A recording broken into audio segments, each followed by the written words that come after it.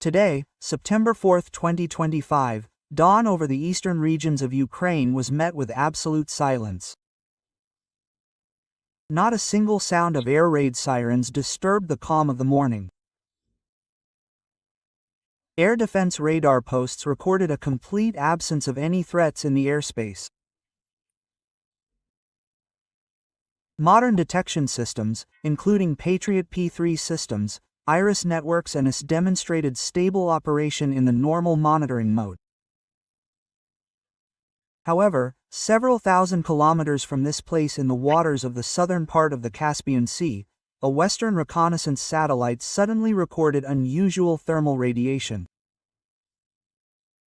The sensors recorded the characteristic trace of the launch of a hypersonic missile from aboard a MiG-31 BVK fighter of the Russian Aerospace Forces. This projectile, as it turned out later, was the Kh-47M2 Kinzhal missile system, which immediately switched to supersonic flight mode. In the moments counted, its speed reached over 10 Mach, which completely exceeded the response capabilities of all existing early warning systems. The flight path was radically different from a standard ballistic arc, continuously changing in direction, altitude and acceleration in real time. For this reason, the entire NATO sensor network was neutralized at the first stage.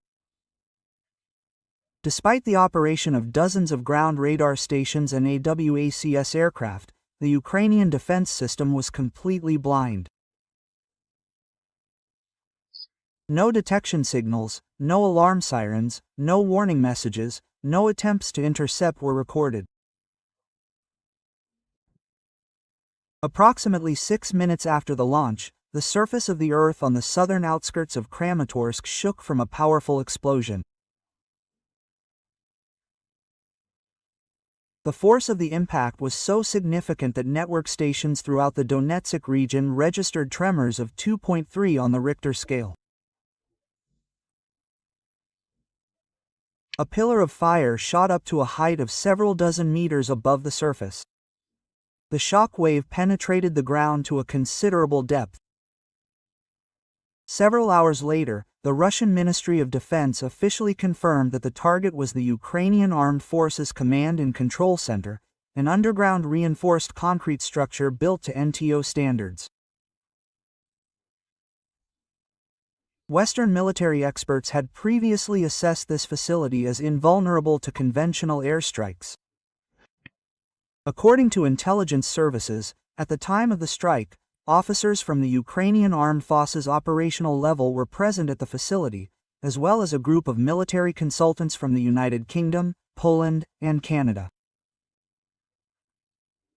Weeks of preparatory work, including satellite reconnaissance, drone data, and intercepted radio communications, showed the accuracy of the target's determination and the moment of maximum personnel concentration by the Russian side.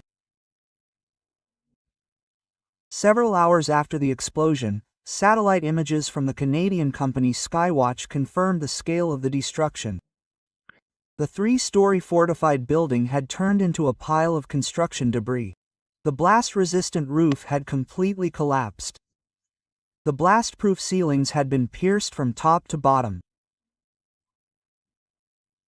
Of particular concern and alarm for the entire NATO defense system was the fact that none of the surrounding air defense systems, including Patriot, Iris, and SAMS, detected the approaching missile. Even long-range radars in the deep echelon of defense did not detect any signs of an attack. This was the first time since the beginning of the conflict that a strategic Russian strike on the most protected command center reached its target without detection, without interception, and without any signs of warning before the moment of impact. The attack of the hypersonic Kinzhal missile on Kramatorsk did not only cause tactical physical damage, it revealed a cruel reality. The entire air defense system of Ukraine, created over the years and financed by billions of dollars by NATO, turned out to be absolutely helpless in the face of a single strike. According to an independent report by the Canadian space company Skywatch, the target of the strike was a fortified three-story command center, built to NATO deep defense standards, with a reinforced concrete dome and a shock-absorbing system in the basement. However, after the impact, the entire structure was reduced to a pile of rubble. The roof collapsed to the level of the first floor, and the protected core of the center was pierced with an accuracy of meters. Particularly telling was the fact that the entire radar warning network in the area, including the Patriot P3, IRIS and NAMS systems, did not record any signals from the dagger. This blinding was not caused by software failures or operator errors, but was a direct consequence of the missile's unique flight path. With multi-vector maneuverability throughout the entire marching section, a speed in excess of Mach and a non-ballistic trajectory, the dagger does not generate a stable signal that radars could continuously track. Any interception algorithms, no matter how flawed, become useless when approaching in seconds. Even radar stations in Poland and Romania, integrated into the NATO early warning network, did not record the takeoff section of the flight. This is the stage traditionally considered the most vulnerable to detection, but in this case, all sensors were silent. The Ukrainian Ministry of Defense was subsequently forced to admit that none of the existing air defense systems, not Patriot, not IRIS, not NAMS, not RB units, issued an alarm signal or initiated an interception. The system did not have time to identify the dagger as a target. Pentagon military experts were forced to make an unprecedented assessment at a closed meeting. The worst-case scenario was realized, according to the classification of the worst-case scenario. In reality, a single type of weapon, launched from a distance outside the range of tactical radars, overcame all echelons of defense from the ground level to the high-altitude lines, leaving no traces until the moment of impact. American military press analysts add, at a speed of over 12,000 per hour, the Kinzhal is capable of performing a series of maneuvers along the route, rendering all traditional forecasting and interception algorithms meaningless. This is not just a missile, it is an instrument for the destruction of the entire modern defensive doctrine based on the principle of early detection, timely warning and multi-echelon interception. An unofficial comment from a high-ranking officer of the German Ministry of Defense was brief. "We have nothing that could stop such a strike from happening again." And this is the reality that the entire architecture of Western air defense is forced to face. In the hypersonic era, speed is no longer just a tactical factor. It becomes a strike at the very core of outdated defense systems. Less than 6 hours after the Kinzhal missile struck the headquarters in Kramatorsk, emergency evacuation orders were successively transmitted to 3 forward command centers in Dnipro, Poltava and Vinnytsia. The combat control network in eastern Ukraine, which had been operating without interruption for more than 6 months, was paralyzed. For the first time since the beginning of the conflict, the forward units were forced to make tactical decisions in conditions of complete loss of communication with the operation command. All communication was interrupted, supply lines were stopped. Fire activity was paralyzed not because of a lack of weapons, but because there was no one else to give orders. In the northeastern direction, where fierce fighting continued around Kharkiv and Sumy, the effect of the strike was felt in just 24 hours.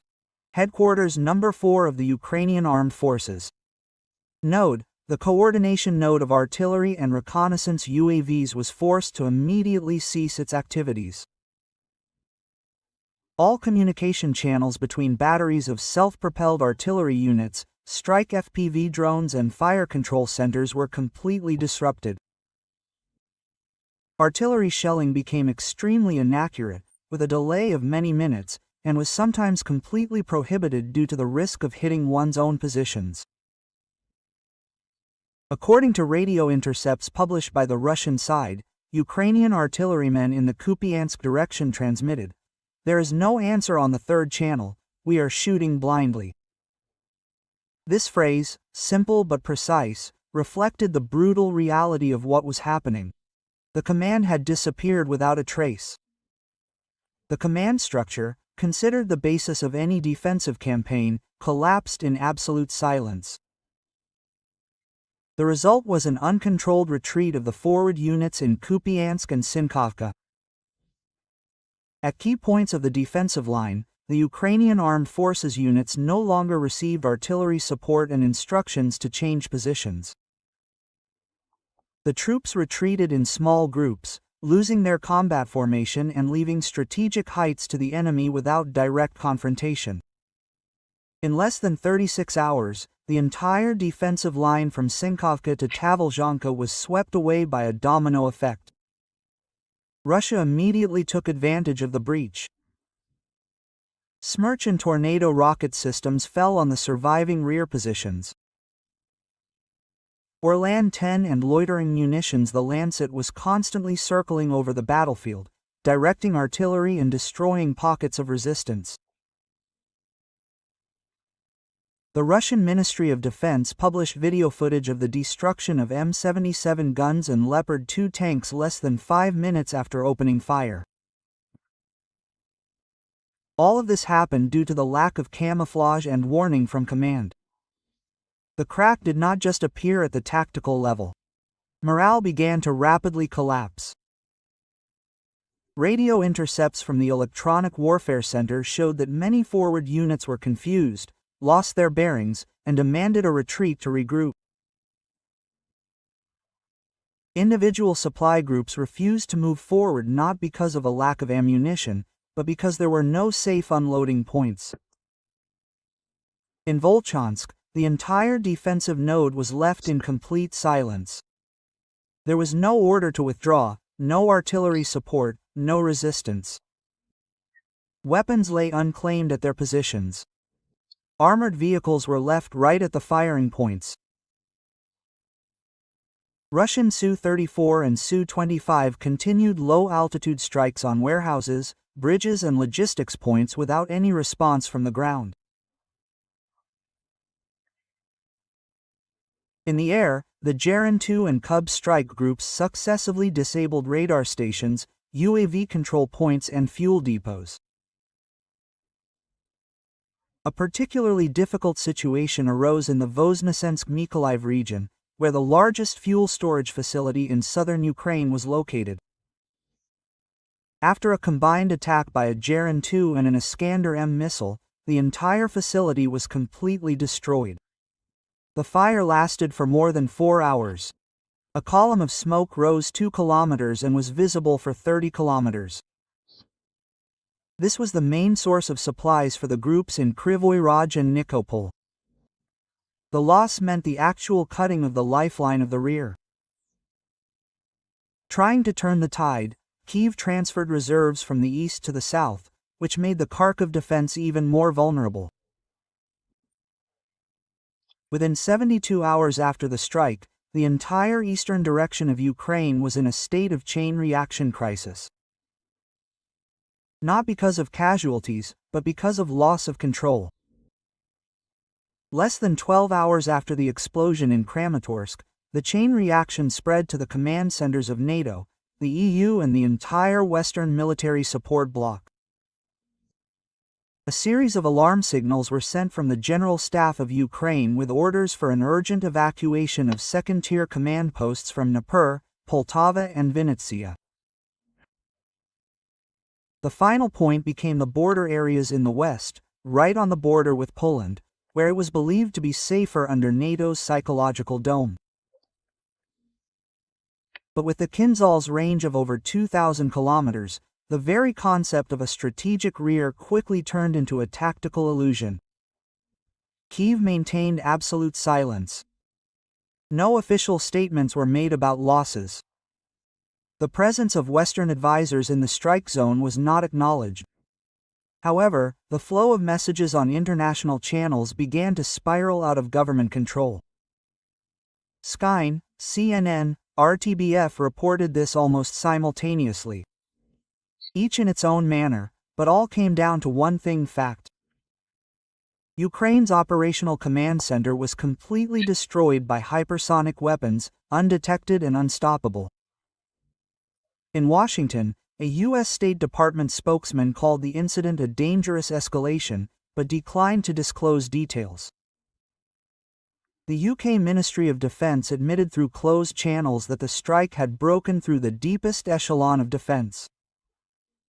In Berlin, Chancellor Olaf Scholz called for a review of the entire air defense support system for Ukraine.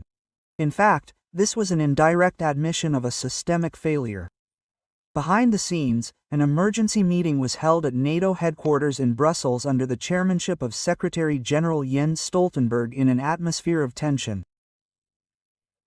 According to the German and Polish press, a number of Western European countries have begun to ask questions about the true effectiveness of the current support model. For the first time, an existential question was publicly voiced: is it worth continuing to invest in a defense structure that could not stop just one strike? A turning point has also emerged in the media space. CBS News opened the issue with the question: did Kinzhal change the strategic balance? CNN launched a special project under the title "Has Hypersonic Warfare Started?", inviting military experts to openly discuss the possibility of the West losing its technological superiority. The Pentagon launched a full review of the effectiveness of the air defense system in Eastern Europe, but the accompanying statements were more reassuring than decisive. The first signs of a strategic shift were obvious. Polish Prime Minister Donald Tusk was the first to openly admit in Warsaw, "We need a new defense model, more realistic, less dependent on old strategic assumptions."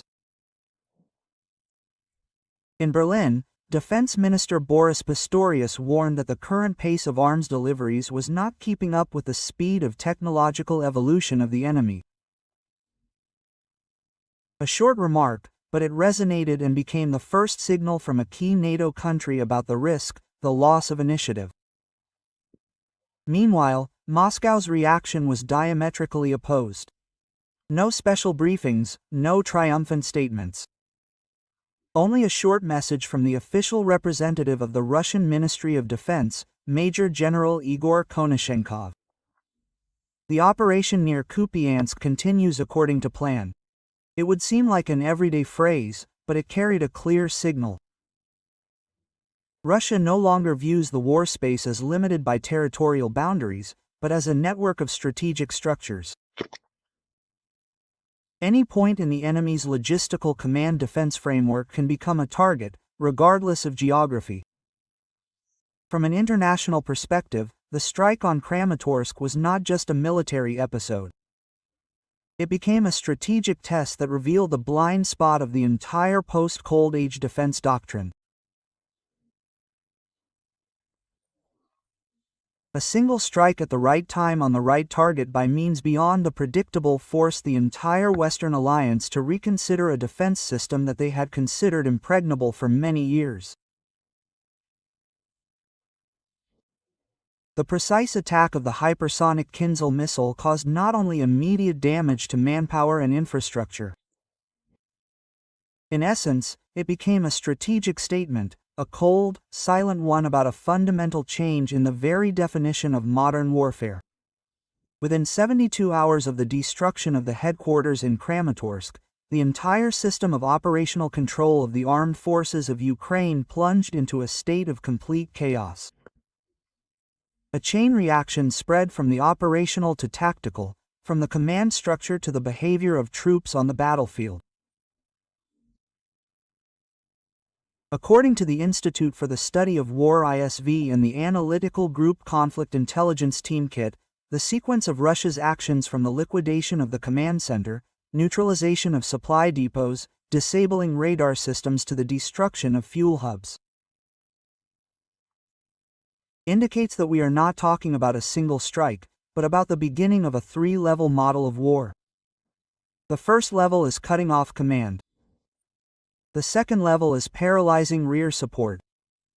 The third level is destroying the ability to restore combat operations. In practice, this model is being implemented with alarming accuracy.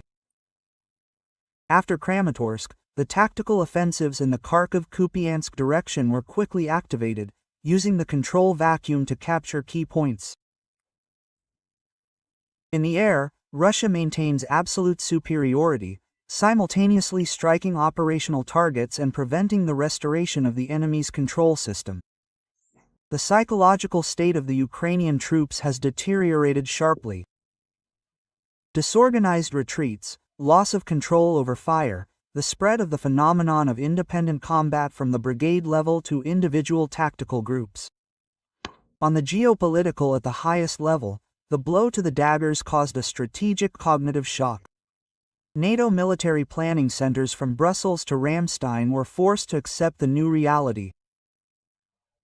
All current air defense doctrines were based on the assumption that the enemy was not capable of exceeding the detection, warning, and response thresholds. The dagger destroyed this triangle with one blow. Emergency meetings followed one another. An internal report from the U.S. Department of Defense admitted that no existing air defense system was capable of responding to a missile with a speed of more than 10 units of the max number and multi-level maneuverability of the trajectory. The military press called this a collapse of the logic of static military doctrine. In Warsaw, Prime Minister Donald Tusk stated bluntly, "The security of the region cannot forever be based on the strategic definitions of the last century." It is noteworthy that while the West is trying to assess the damage and rebuild its support structure, Moscow is not giving any signals for open escalation. There are no demands for negotiations, no ultimatums, no diplomatic steps. Only a sequence of practical actions, strengthening intelligence, maintaining fire superiority and expanding the depth of strikes on operational hubs.